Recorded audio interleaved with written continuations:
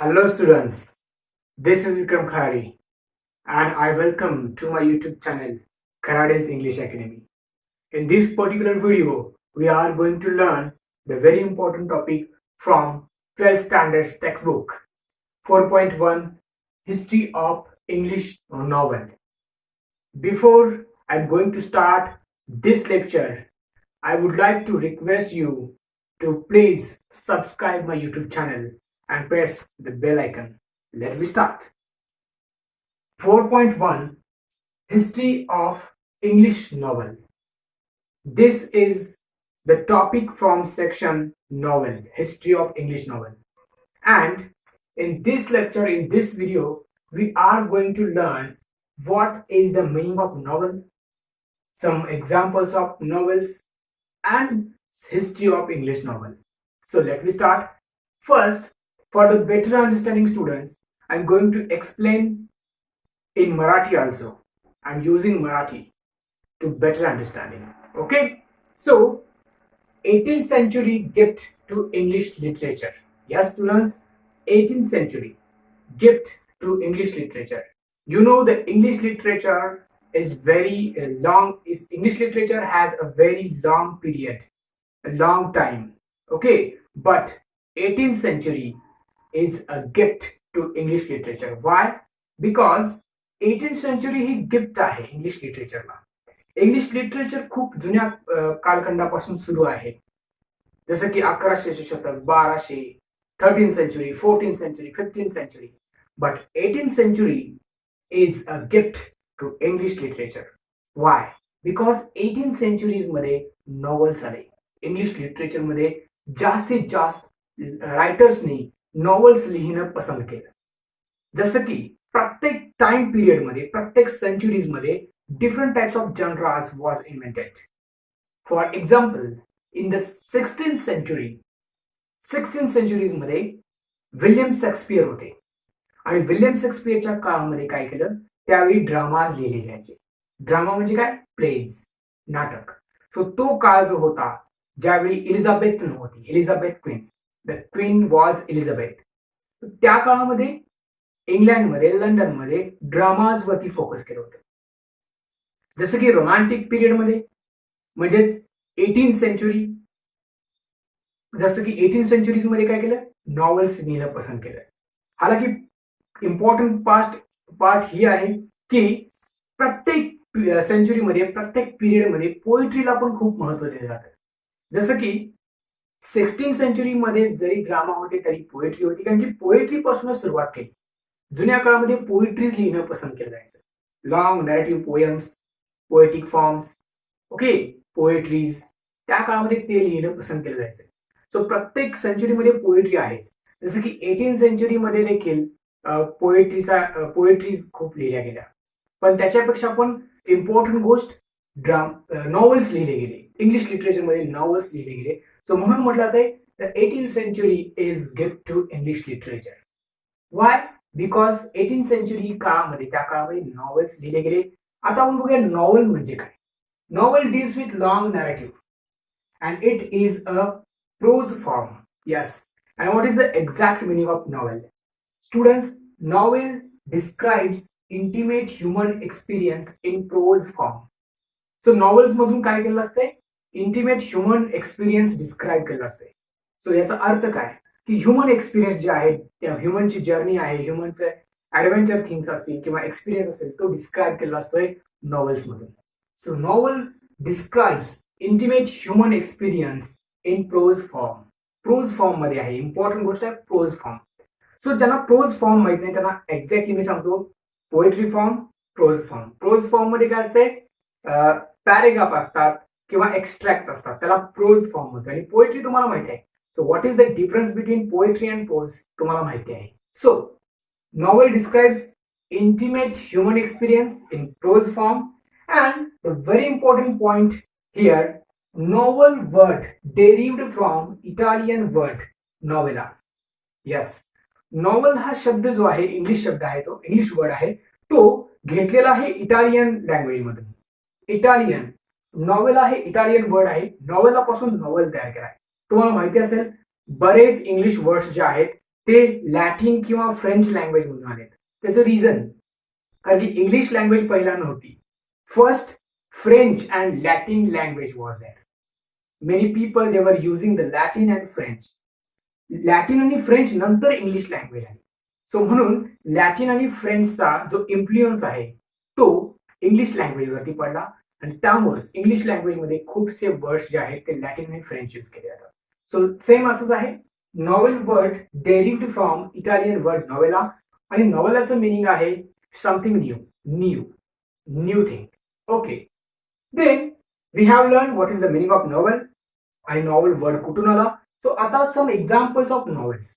काही earlier examples आहेत नॉवेलची, जसं की ते अर्लियर नॉवेल्स आहेत पण ते पोएटिक फॉर्म मध्ये आहेत. आपण ऍक्च्युअली यांना नॉवेल म्हणू शकत नाही पण त्यांना कन्सिडर केलं जात आहे because they are earlier English novels but in poetic form. Poetic form म्हणजे काय, पोएट्री मध्ये.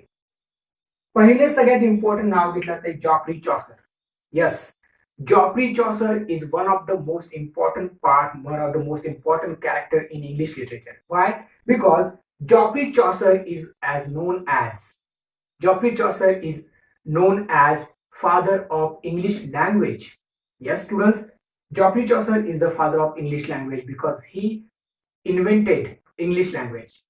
And also, Geoffrey Chaucer considered as father of English poetry.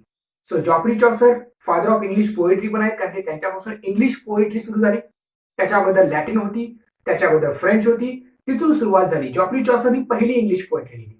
So म्हणून त्यांना म्हटलं जाते Geoffrey Chaucer known as father of English poetry असो and father of English language असो.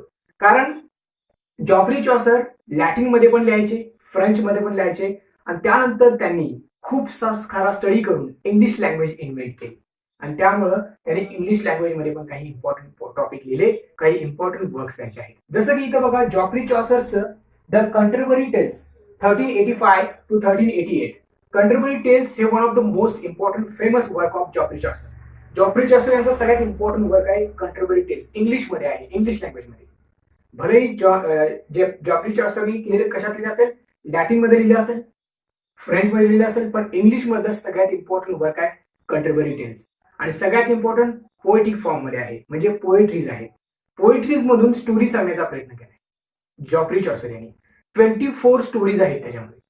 24 stories आहेत कंटरबरी टेल्स मध्ये. सगळ्यात बेस्ट वर्क आहे इंग्लिश मधलं आणि जॉफ्री चॉसरचं पण. तुम्ही रेफर करू शकता गुगल आणि कंटरबरी टेल्स वाचू शकता. खूप इम्पॉर्टंट वर्क आहे ज्याच्यामध्ये 24 डिफरंट टाइप्स ऑफ स्टोरीज सांगलेले आहेत आणि different types of story tellers आहेत. म्हणजे प्रत्येक स्टोरी टेलरनी आपली आपली स्टोरी सांगायची असते. सो प्रत्येक स्टोरी टेलरनं आपल्या आपल्या स्टोरी सांगलेल्या आहेत 24 stories. So this is considered as novel but in poetic form. Then we are going to move here. Who is called the father of English novel? So father of English novel is Henry Fielding. Henry Fielding is considered as father of English novel because he has written first novel, Henry Fielding novels, Joseph Andrews and Tom Jones, 1742 and 1749. So remember students, Henry Fielding is the father of English novel. But though he is father of English novel, who has written first English novel? The first English novel written by Daniel Defoe. आणि कोणता आहे बघा, Daniel Defoe यांनी लिहिलंय पहिलं English novel. आणि कोणता आहे पहिलं इंग्लिश नॉवेल? ते आहे रॉबिन्सन क्रुशो 1719. 1719 मध्ये रॉबिन्सन क्रुशो हे नॉवेल लिहिलं डॅनियल डॅफ्यू यांनी. And this is considered as the first English novel. Robinson Crusoe कोणी लिहिलंय? Daniel Defoe. खूप इम्पॉर्टंट नॉवेल आहे. रॉबिन्सन क्रुशो यांची ऍडव्हेंचर स्टोरी आहे, जर्नी आहे, एक्सपिरियन्स आहे. जे एका आयलँड वरती फसतात आणि 20 वर्ष त्या आयलँड वरती राहून ते सर्व्हाइव्ह होतात. ती स्टोरी आहे. त्यांनी कसं ऍडव्हेंचर केलं, कसा त्यांचा एक्सपिरियन्स होता, हे सगळं रॉबिन्सन क्रुशो 1719 मध्ये सांगितलेलं आहे. खूप इम्पॉर्टंट नॉवेल आहे, बेस्ट नॉवेल आहे. This is the first novel, this is the first English novel. And then students, Henry Fielding also written many novels. In from that 2 novels are very important of Henry Fielding also. Henry Fielding यांनी लिहिले Joseph Andrews, Tom Jones. Joseph Andrews is considered his most famous novel, most famous work. Why? Because Joseph Andrews is based on Pamela. Yes, students, Pamela. Samuel Richardson's Pamela story. And Samuel Richardson's again very important novelist. He has also written Pamela and Clarissa. Both novels are very much famous. Okay, so Pamela, another name for Pamela also, दोन नाव आहेत या नॉवेलची. पॅमेला एक नाव आहे आणि virtue rewarded. एका young beautiful गर्लची story आहे पॅमेलामध्ये आणि तिचं नावच पॅमेला आहे. खूप इम्पॉर्टंट स्टोरी आहे. कशी ती स्वतःचं व्हर्च्यू रिवॉर्डेड करते, ती स्वतःला कशी वाचवते, कारण की स्टोरी खूप इम्पॉर्टंट आहे. सर्वंट म्हणून काम करत असते पॅमेला मिस्टर बी यांच्या घरी.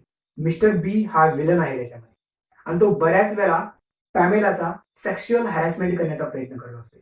पण ती स्वतःला कशी वाचवते, ती कशी लॉयलिटी असते तिच्याकडे, कशी लॉयल राहते, ते सगळं याच्यामध्ये दाखवलेलं आहे. सो पॅमेला खूप इम्पॉर्टंट नॉवेल आहे आणि पॅमेला हे एक एक्झाम्पल आहे एपिस्टोलरी नॉवेल याचे. टाइप्स ऑफ नॉवेल्स आपण पुढच्या पार्टमध्ये शिकणार आहोत. तर हे एक्झाम्पल आहे एपिस्टोलरी नॉवेल. म्हणजे एपिस्टोलरी नॉवेल मध्ये काय केलेलं असतंय, लेटर्स मधून नॉवेल लिहिलेलं असते. आपण ते शिकणार आहोत पुढच्या टॉपिकमध्ये. So Samuel Richardson again very important. Jonathan Swift, Gulliver's Travel, one of the most famous novel. Jonathan Swift and John Bunyan, The Pilgrim Progress, 1678. ही काही नावं आहेत. ही खूप इम्पॉर्टंट नॉवेल्स आहेत इंग्लिश लिटरेचरमध्ये. जसे की जॉनथन स्विफ्ट हे सटायरिस्ट होते, त्यांनी सटायर लिहायचे आणि त्यांचं सगळ्यात इम्पॉर्टंट वर्क गलिवर्स ट्रॅव्हल्स जे आहे ना, ते खूप बेस्ट आहे. त्याच्यावरती एक मूवी पण बनलेली आहे हिंदीमध्ये, जनंतरम ममंतरम अशी नावाची एक मूवी आहे आणि ती मूवी ह्या गलिवर ट्रॅव्हल्स वरती बनलेली आहे. सो बऱ्याच मूवीज पण ह्या नॉवेल्स वरती बनलेल्या आहेत. म्हणून 18th सेंचुरीज ही गिफ्ट आहे इंग्लिश लिटरेचरला, कारण की बरेच नॉवेलिस्ट होऊन गेले. There were many novelists and they have written many most important works in their life. And this is the part 1. In the second part, we are going to discuss elements of novels and types of novels.